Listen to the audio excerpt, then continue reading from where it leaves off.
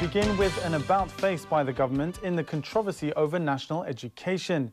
Chief Executive Leung officially announced today that schools will no longer need to introduce the curriculum by 2015. What's more, he says schools and school-sponsoring bodies will have full autonomy over how the subject is taught. Andrew Lau has more.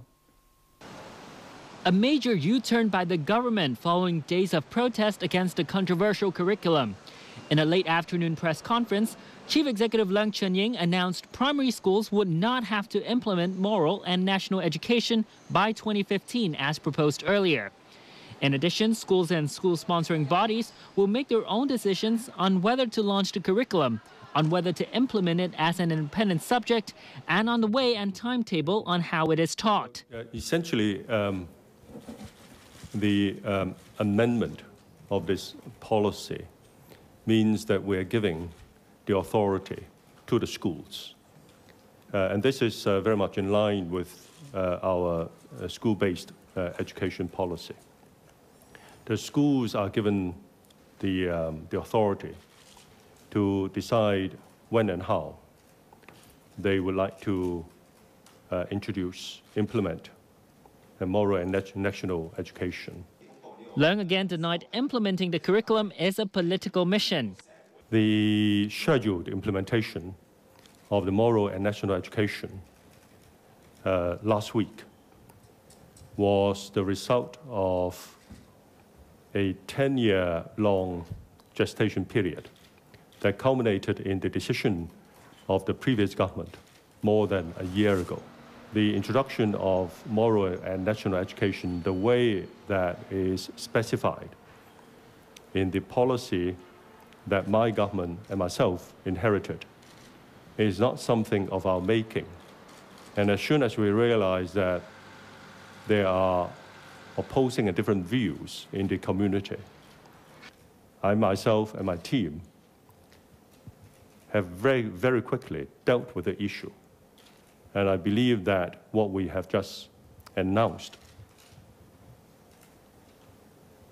forms the largest common ground amongst the many groups of people in Hong Kong. But Leung sidestepped questions on whether he will meet with the protesters outside the central government offices. Andrew Lau, TVB News. Pressure from thousands of protesters was a key reason for the government's sudden change of heart on national education. Temily Tianmei reports on a popular movement that forced Leung Chun-ying's hand during the biggest crisis of his administration. Thousands of balloons added colour to the sea of black-clad protesters outside the central government offices today. The balloons released into the sky symbolized freedom of thought, which opponents of national education say does not encourage.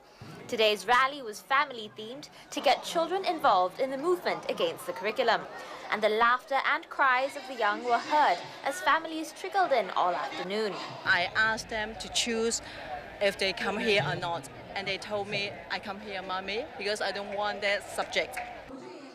And the kids who came were given cotton candy, fruit, and even frappuccinos. But what did they feel about the whole thing? This 12-year-old said, amazing. They were also curious to meet the hunger strikers. James Hon, who was on day 7 of his hunger strike, was wheelchair-bound today after getting advice from doctors. The National Education Parents Concern Group announced today it will officially register as a company for fundraising purposes. And they say hundreds of schools now have concern groups against the curriculum. Today's events came after last night's mass rally against the curriculum, in which organizers say 120,000 showed up. Police put the figure at 36,000. And those who came left their mark.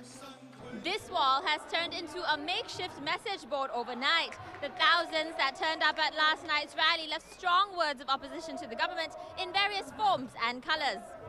Meanwhile, a former government official, Joseph Wong, lent his support to opponents of the subject.